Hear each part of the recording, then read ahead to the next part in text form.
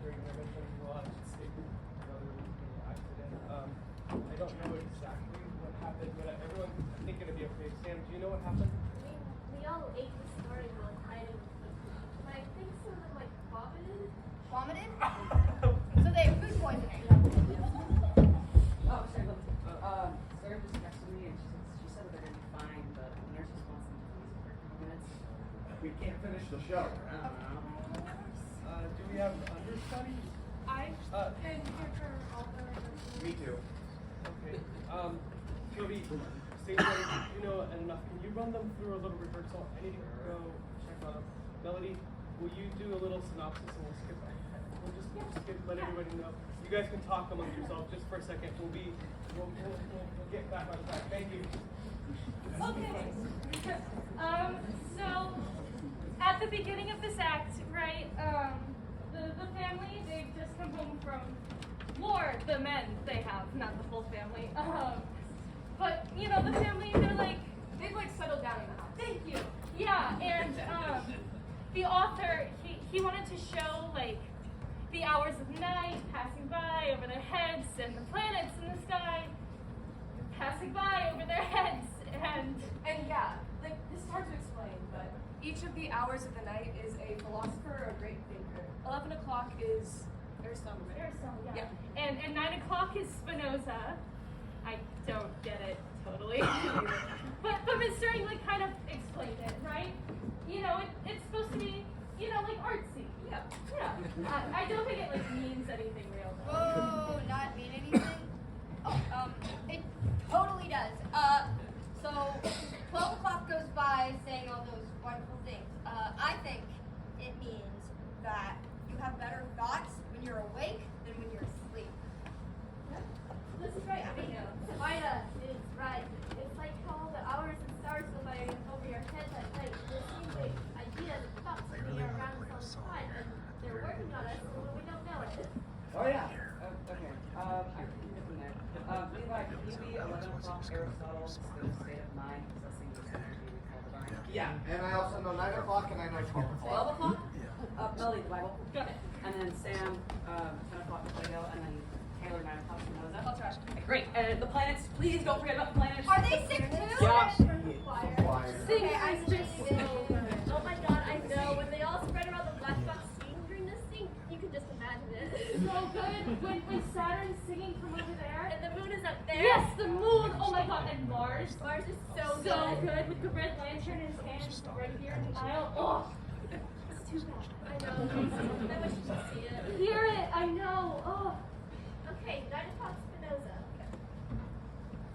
After experience had taught me that the common occurrences of daily life are vain and futile. Taylor, can you be louder? Yeah. And then can you go from, and I saw that all the objects of my desire and fear.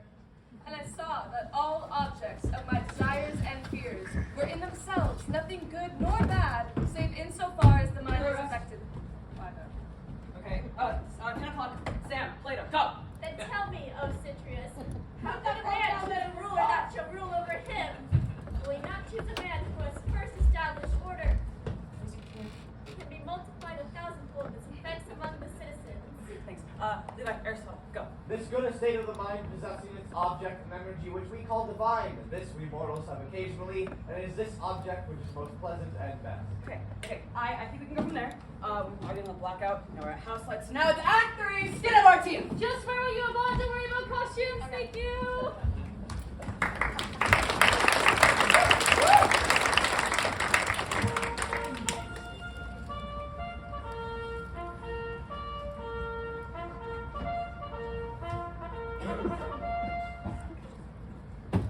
Gladys! Mrs. Andrew! Okay, we are running out of time, so I'm just gonna do a recap. Please come out! You're safe now, the war is over. The war is over. Mr. Andrews will be here downtown, just on downtown. Oh, maybe they're out back! Mrs. Andrews!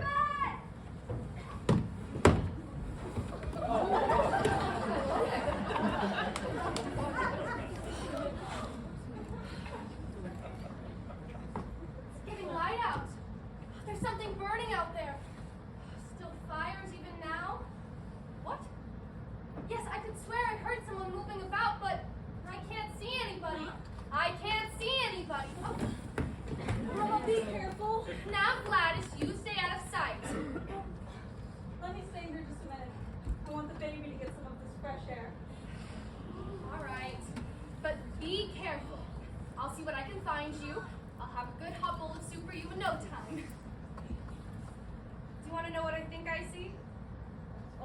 Hawkins sweeping his driveway.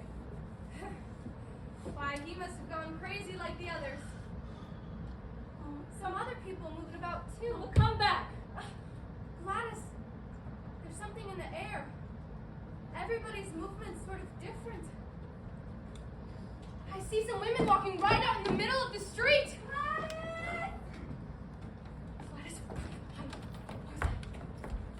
Gladys, Mrs. Antrobus! Gladys, that's Sabina's voice. As sure as I live, Sabina. Sabina, are you alive? Of course I'm alive! Whoa, whoa, whoa, whoa. Are we hugging without masks? Is that what's happening? Oh, you both made it so nice to see you. There is nothing to get excited about.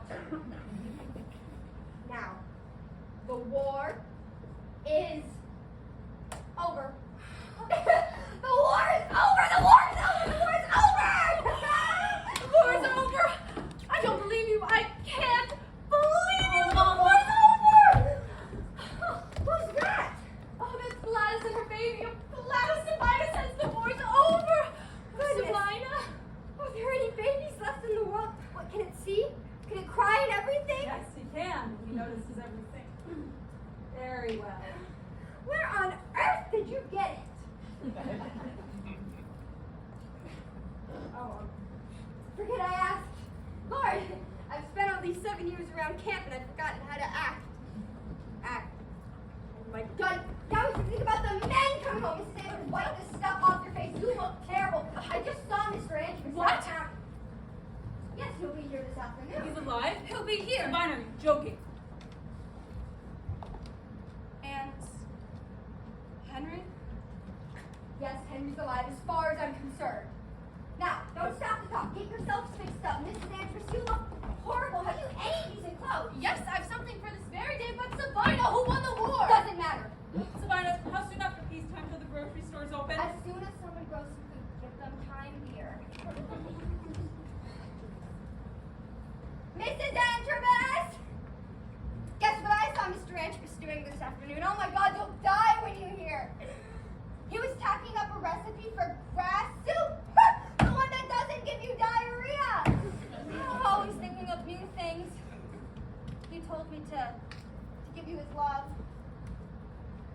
Yes, now that the war is over, Mr. Antrobus has all sorts of ideas. He says no more idiocy and no more stupidity and oh my goodness, where are his books? Mrs. Antrobus, he says everything he needs is in his books. Yes, now that the war is over, people are going to be absolutely beautiful and intelligent and very, very diligent, Mrs. Antrobus. Okay, Mold. He's got such plans for you, Mrs. Antrobus. You're going to learn math and science, and so are Gladys and me, and algebra and philosophy. You should hear him talk. Well, that's an English sort of English. To hear him talk is like a combination of Mrs. Antrobus, a professor, a science teacher, and a dance hall hostess, if you know what I mean. Yes, peacetime will be here before we know it. Soon we'll be back to watching TV on our phones and whitening our teeth just like the movie stars and buying $1 million jeans online and all that. We'll begin again. Forgive me, Mrs. Antrobus, but God, I enjoyed the war. I mean, everybody's at their best in wartime. Oh. Mrs. Antrobus, can you hear me? Yes? Mr. Antrobus has one more message to give you. Listen, Henry's never stepped foot in this house again. Do you hear me? He'll kill Henry on sight. What happened to Henry? Well, he rose right to the top. Top of captain to corporal to major to general. I mean, I don't know how it goes, but Henry is the enemy. The enemy is Henry. Everybody knows that. He'll kill me, will he? I'll kill him so fast. I've spent 7 years trying to find him. The others I killed were just substitutes. Henry.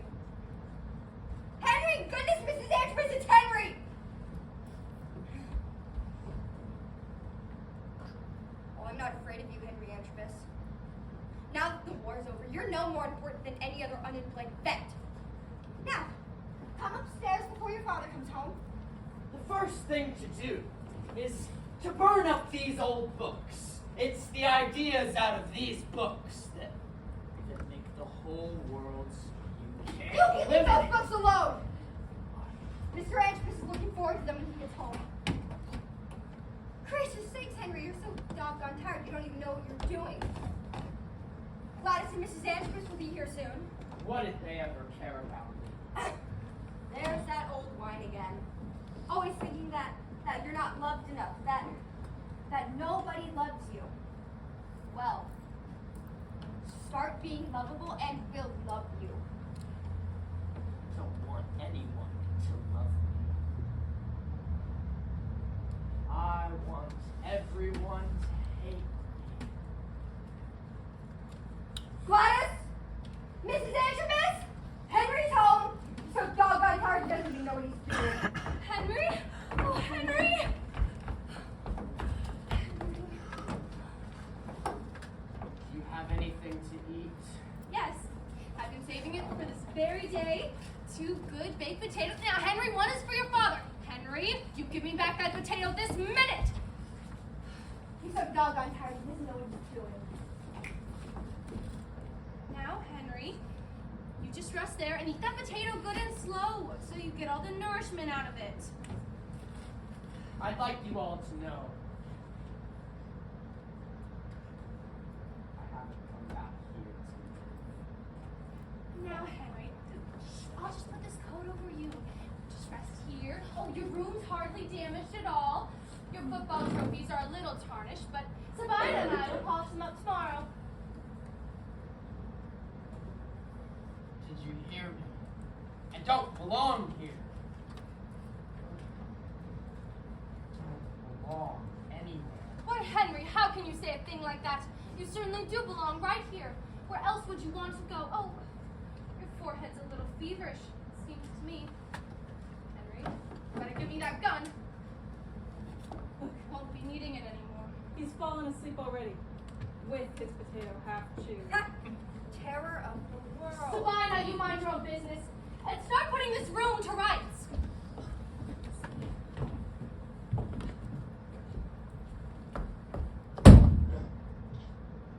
Always beginning again.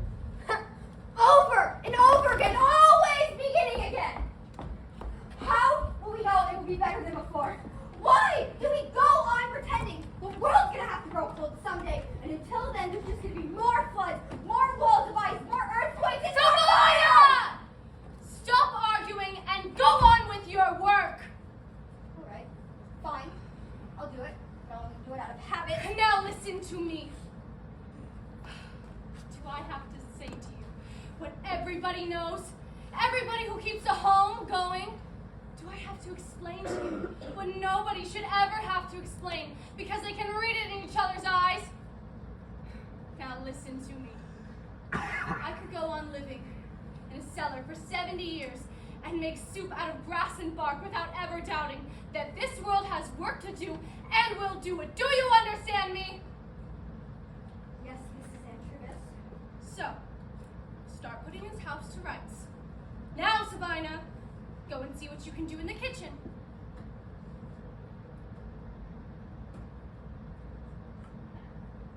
Kitchen. Why is it, however far I go away, I always find myself back in the kitchen?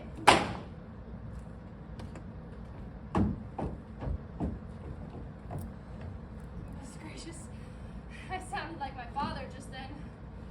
But he's been dead 5,000 years. There, the gunman almost waking Henry up. Comrades, what have they done for us? Oh, far away at every step. When are you going to wake? Go to sleep, Henry. Go to sleep.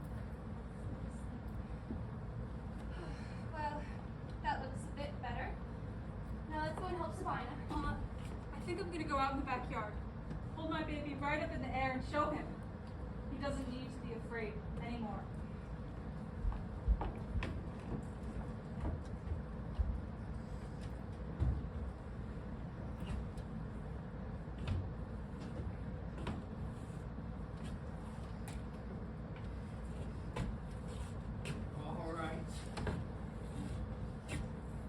got to lose. That's right.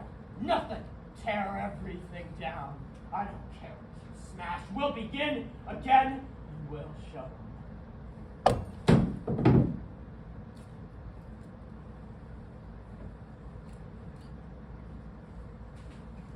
All right.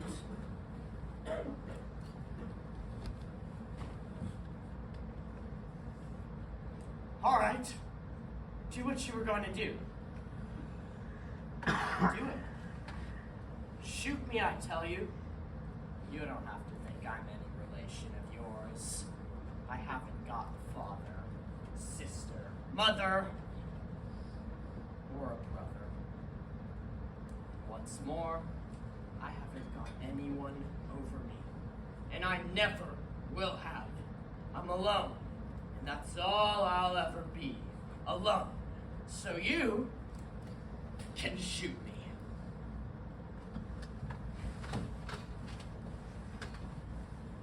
The last person I wanted to see.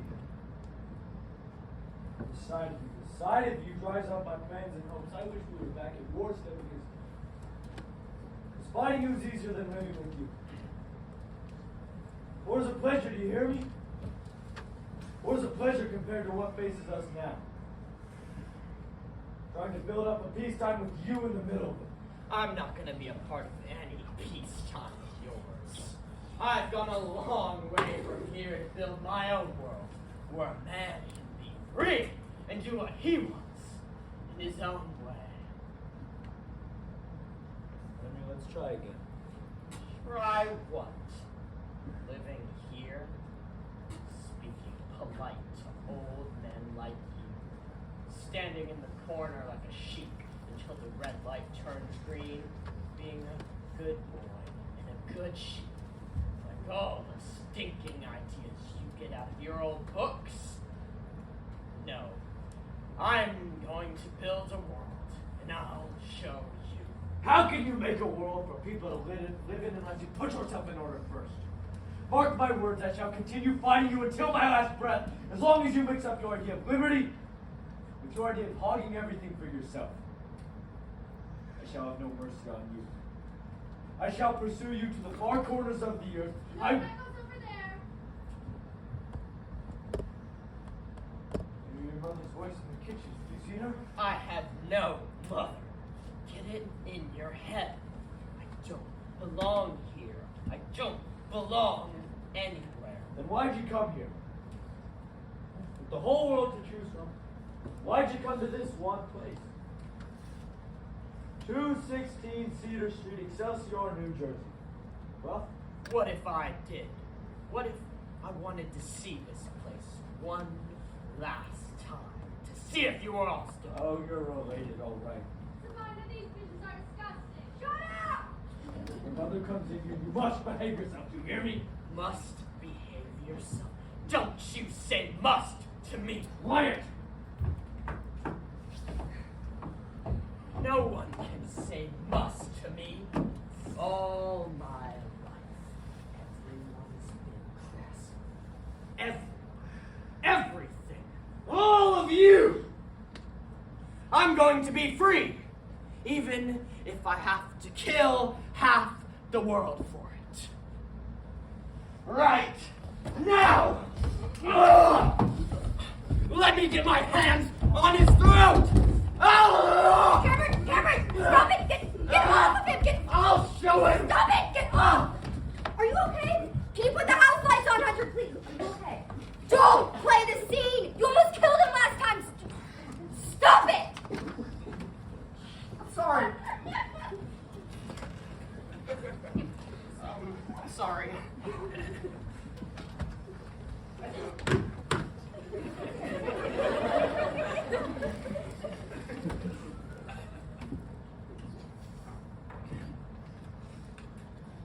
I don't know what comes over me. This scene. It's like it's horror. My own father used to whip me and lock me up.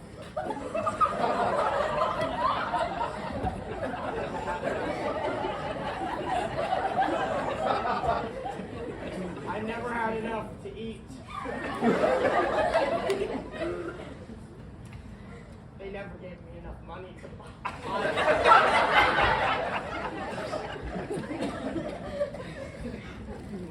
Sorry. I'm sorry. No. Finish what you were saying. Say it all. I don't know. This scene, it builds up this big emptiness inside me. The emptiness of being hated and blocked at every turn. And that emptiness just fills me up with one thought. Strike out and kill. Listen. It's as though you have to kill someone to not end up killing yourself. Oh my god, that's not true.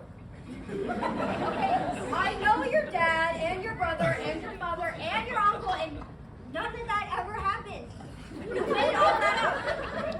They did. They wished I'd never been born. No, they don't. Ask him. Wait a minute.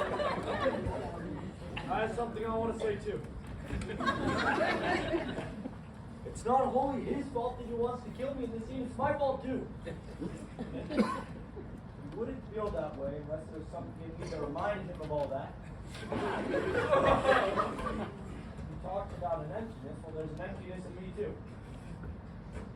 Yeah, work.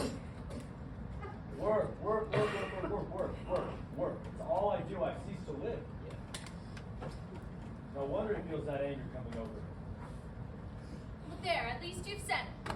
Well, we're all just as horrible as God can be, right? Cameron, come and put your head under some cold water. I got him. I've known him for a long while now. Come on, get him.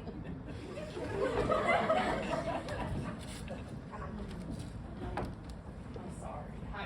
I'm really sorry. I won't lose control in that place. No. I promise. Just Contour lights, please. Thanks. George, do I see you limping? Yes, a little. Some lights are coming on. The first in 7 years. Some people have built a bonfire over in Hawkins' open lot to celebrate the peace. A bonfire. As though they haven't seen enough things burning.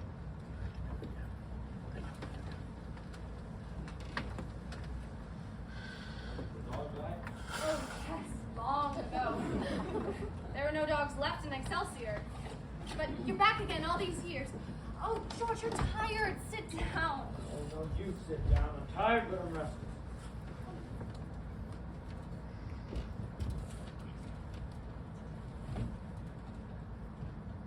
Yeah, I've lost it. What have you lost, George?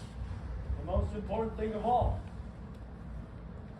The desire to begin again, to start building. Well, I'm sure you'll get it back. No, at this moment I feel like all those people dancing around the bonfire, just relief, just the desire to slip back in old grooves and keep the neighbors from walking over my lawn. But out there in the war, Maggie, in the middle of that blood and dirt and hard cold, I saw what we could do when the war was over. When you're at war, you dream of a better life, and when you're at peace, you dream of a more comfortable one. I'm sick and tired. I hear baby and Gladys talking. She's probably quieting Henry again. George, well, Gladys and I were living here like moles, like rats. And when we were at our wits' end trying to save that baby's life, the only thought we clung to was that you were going to bring something good out of this suffering. In the night, in the dark, we'd whisper about it, starving and sick. Oh, George, we have to get it back. Think! What kept us alive all those years? Even now, it's not comfort we want. We can suffer whatever's necessary. Just give us back that promise. Mrs. Antrobus, Yes, Sabina? will you need me? No, Sabina, you can go to bed. Mrs. Antrobus, I was wondering if I could go to the bonfire to celebrate the war's end. I hear they're reopening the movie theater. We could go. I haven't seen any money for quite a while. Oh, they're not taking money. They're taking anything you give them. And yesterday, I picked up a load of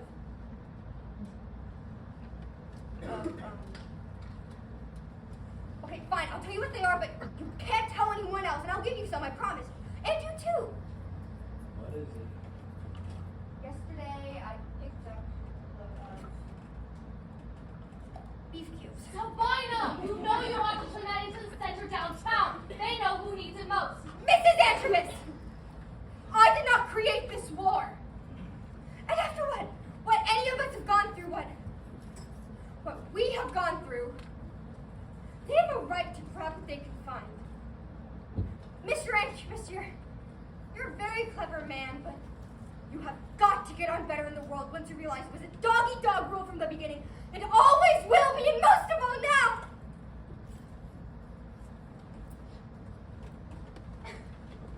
Oh, I used to think the world was a wonderful place, but I know better now.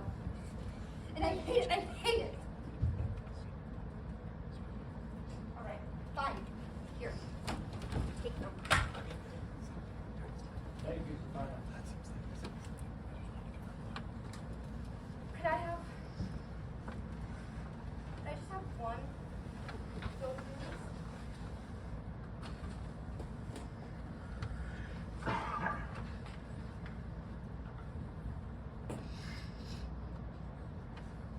Good night, Sabina. Mr. Antrobus, don't mind what I say, I'm just an ordinary girl. You know what I mean? And of course you invented the alphabet and the multiplication table. Oh my God! Lots of other things, and if you have any other ideas about improving this crazy old world we live in, my God, leave me out of them. I mean, I've only got to go to the movies. I mean, my nerves can't stand it, but if you have any other ideas about helping this crazy world that we live in, just let me go. Because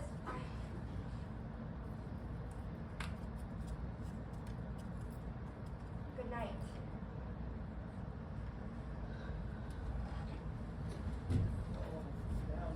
Now I remember what three things always went together when I was able to see things go through. Three things. The voice of the people in their confusion and their need. The thought of you and the children in the house, and they were asking my folks, how did you lost, haven't they? Oh, no. Right here. They're kind of tattered. Oh, yes. Remember, Maggie, we almost lost them once before. And when we finally did collect a few tattered copies, they ran in everyone's head like a fever. They as good as rebuilt the world. Maggie, I know that every good and excellent thing stands moment by moment on the razor's edge of danger and must be fought for, whether it's a field or a country or a home. All I ask is the chance to build new worlds, and God has always given us that. He has given us the voices to guide us and the memory of our mistakes to warn us. Maggie, you and I will remember in peacetime all of the resolves that were so clear to us in the days of war. You know, sometimes out there in the war, standing all night on watch, I try and remember some of the words in these books and names and phrases that come to me, and after a while I used to give names to the hours of the night. 9 o'clock I used to call Spinoza. Where is it?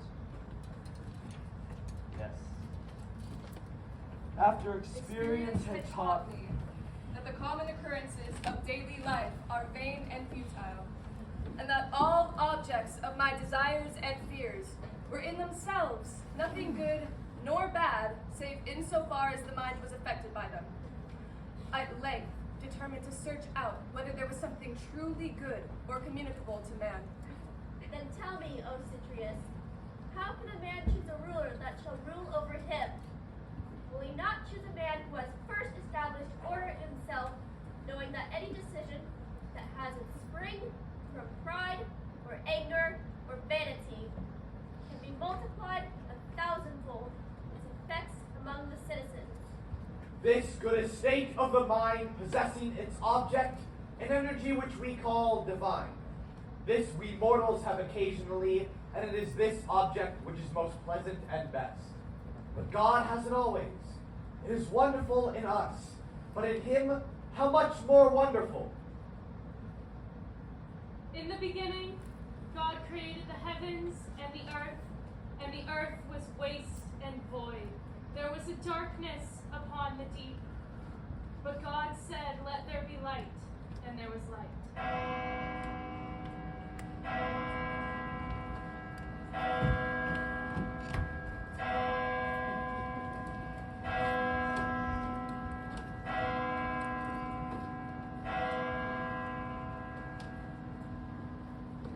Oh!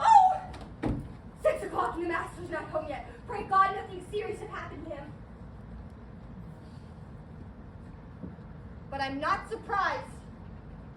The whole earth is at 6s and 7s, and why the house hasn't fallen down about our ears yet long ago is a miracle to me. This is where you came in. We all have to keep on going for forever and ever and ever, but you go home. Mr. and Mrs. Antrobus, their minds are as full as they were the day they first met, and they told me to tell you good night.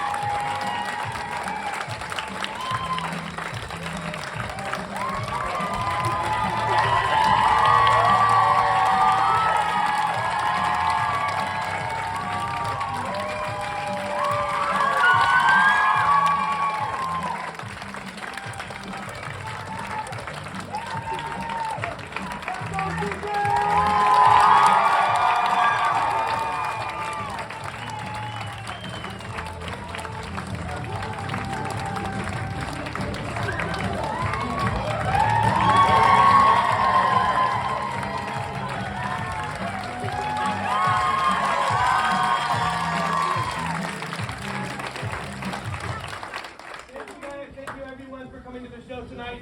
We have a short little tradition that we do always on the last performance for our seniors. This will be short. Please bear with us. First up is...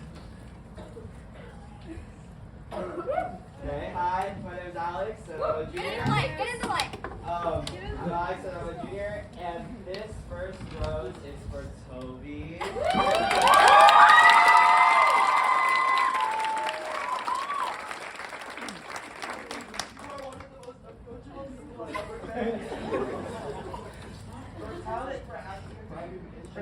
Out of this, it's just out of this world.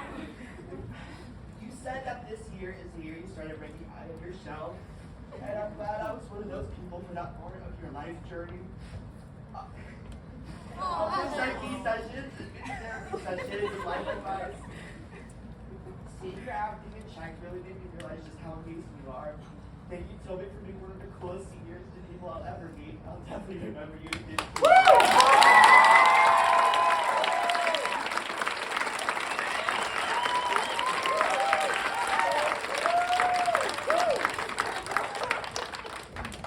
And the second rose is for Jewel.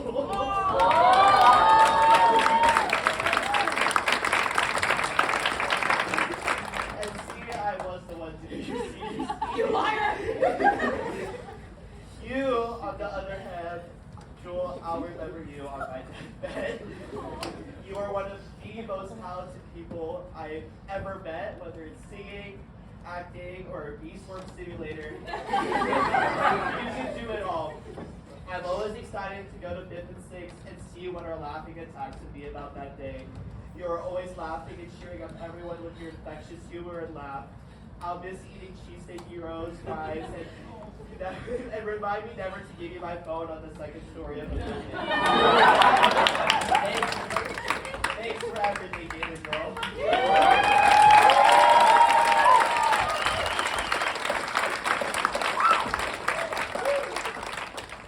Next rose is for Miss Rose Williams.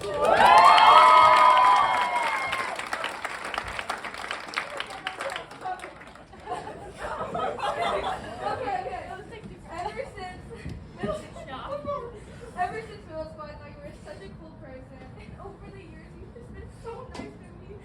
You're one of my best friends ever, and I love having you in my life. And I'm so happy. Oh my gosh. I'm so happy I can call you my friend. And I'm able to have you as my phone call. That's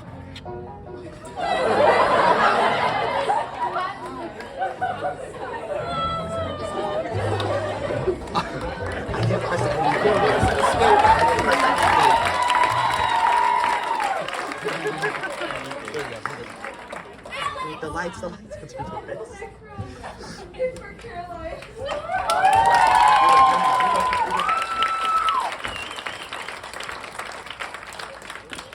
Caroline, you were the best mother friend I could ever ask for. Last year in English, we did so much fun, and I would love getting to know you.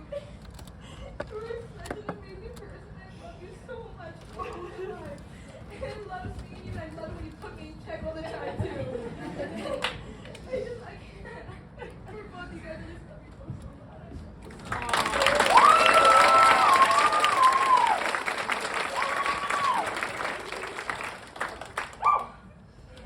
This rose is for Hannah.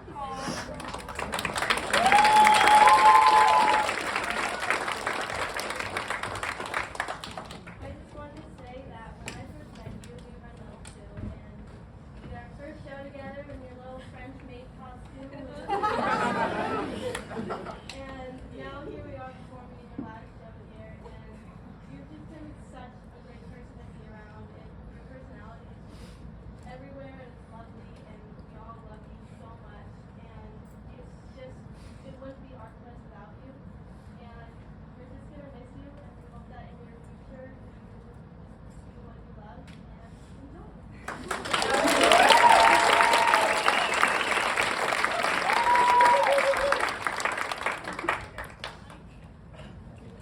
This rose is for Lucy.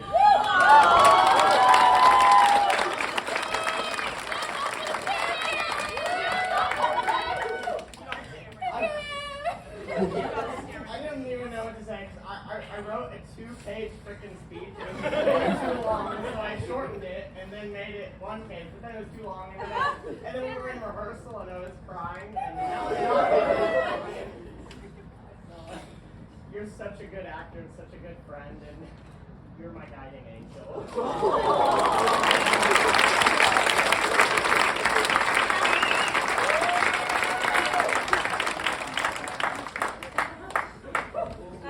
Okay, hello. My rose is for Hunter.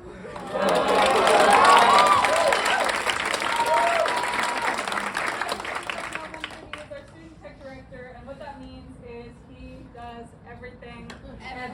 Everything. We would not be here without you. And I want to say on behalf of any actor you have ever worked with and any actor you will ever work with, thank you.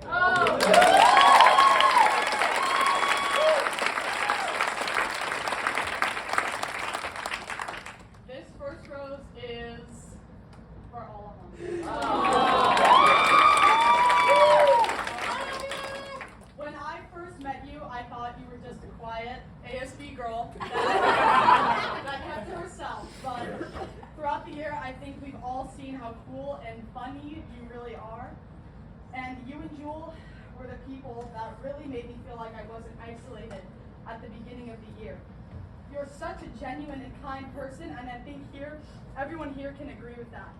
I'm so glad that theater this year hasn't been the seniors and juniors divided into cliques, and I genuinely felt like you and all the other seniors have really tried hard to make us feel like we're really all part of level 3 with you guys. I will forever be down for Bee Swarm, and we're all gonna miss you so much.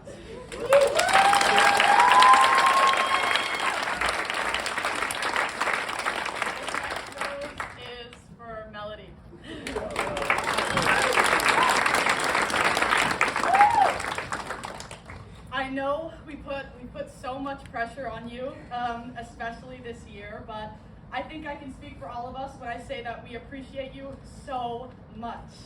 Yes. Your ability to find costumes that fit the energy of the characters and the show with such little time is seriously so impressive. And I can't stress enough how important you are to this class. We were all so excited for you when you presented your costume at Linnea, and we will forever be your biggest supporters. So, I want everyone to join me in saying this for her one last time. Thank you, Melody!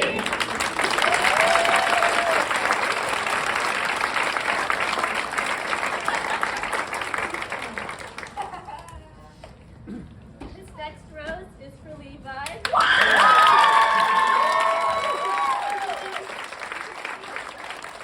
He's so kind, supportive, and encouraging when we were in level 2 and moving on to level 3. And thank you for leading the Suzuki walks when no one else wanted to. Thank you so much for being such an amazing person that you are. Thank you.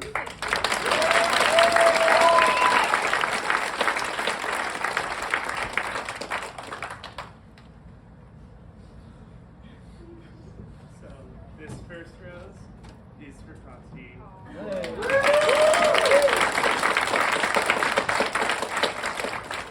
You were one of the only people I got to know at the beginning of the year. It made me feel welcome at the level 3. Through our interactions, I learned more about you. I learned that you drew dragons before every show as a symbol of luck. Later on, I learned you are passionate about writing and love to write a book. But most importantly, I learned you had a creative imagination. I remember one day when we were working on some character backgrounds for Czech, and you kept creating incredible ideas left and right. I saw your spark of imagination create a world of wonder. So, pursue your writing, stay creative, and never let it slip away.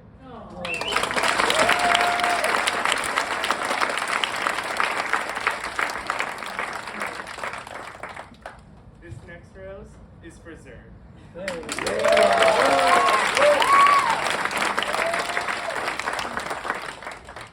When we got to know each other, I knew we would be good friends. You were really easy to talk to, and you made me feel less disconnected. For the most part, I understood little to none of what other people talked about, from referencing pop culture to replicating the current trends. But I knew we would both be able to talk about something and know exactly what it was about.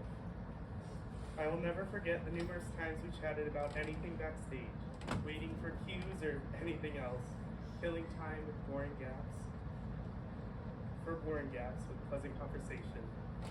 I hope you keep your cheerful attitude and friendly personality forever.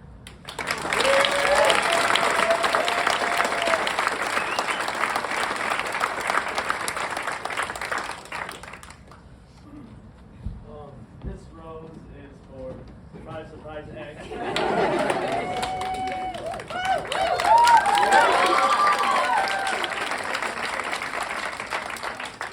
Xavier Wendell Dominguez. Thank you so much for everything over the last 3 years. You have been such an amazing teammate, castmate, and friend to me. You have given me someone to look up to and follow in their very footsteps for the last 3 years, and I'm so grateful to have someone as awesome as you to try and follow. While writing this, I kind of realized that we routinely spend like 5 hours together most days, going from break to class to practice. Definitely more time than I spend with my family. I also realized those are 5 hours that I'm going to have to fill without you next year, which is something I do not relish. Whether it's working on tech with you, trying not to die laughing while on stage as you give your Ratisha laugh, or pushing you away when you try to record me leaving my wife. Working with you in this class has been a huge pleasure, and I'm very sorry to say I'll have to go without it next year. I love you.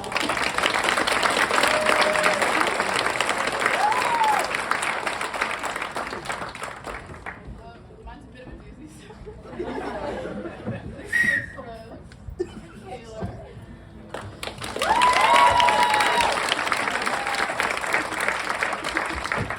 Taylor and I met during an icebreaker activity that we did sophomore year, where we played Two Truths and a Lie, and then we presented each other's Two Truths and a Lie.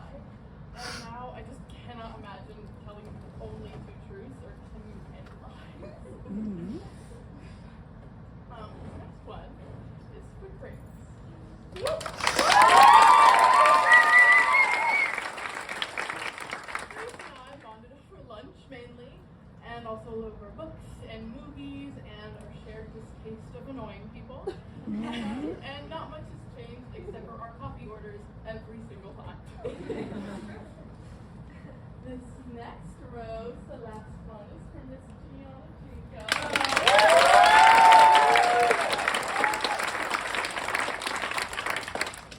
Gigi and I got really close last year during our fall show, and we didn't really bond over any specific thing. We just kind of clicked. And now I just can't get through my morning class without her. All three of these girls are some of my best friends, and I'm so happy that you guys are moving on to the next stage of your life. But I'd be lying if I said I wish you wouldn't stay. Because you guys are older than me, I've always felt kind of like mentors to me, like older sisters. And you've always been there. And although you can't replace my actual older sister, but I love very much. I am so grateful to know that you guys will always be there for high school drama or classroom drama or drama. And when I'm with you guys, life makes sense to me. I feel like I have the right place. It always does a good spot for me, no matter what's going on. Next year, you won't be here with me, and I know that I'm going to feel lost at first without you, but I also know that I've grown enough, and with you guys' support, that as a person, I can be okay by myself next year. So I kind of wish I could be okay so I could help you stay. I have more love for these girls than I can enumerate with any words, and so I will end with this.